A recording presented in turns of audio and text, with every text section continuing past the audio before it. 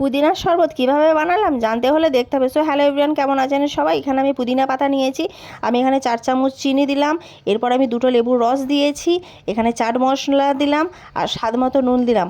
এরপর আমি একটা কাঁচের গ্লাসে বিট নুন, লঙ্কা গুঁড়ো ভালো করে রোল করে নিলাম। এরপর আমি পুদিনার জুসটাকে আমি গ্লাসের মধ্যে ঢেলে নেব।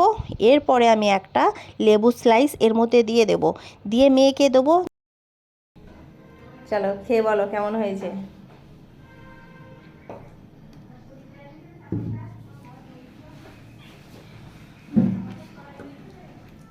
ভালো হয়েছে? ঠিক কেমন লাগছে খেতে? রেস্টুরেন্টে যেরকম জুস করে ওই রকম লাগছে। সত্যি? তাহলে কত পাবো এটাতে আমি?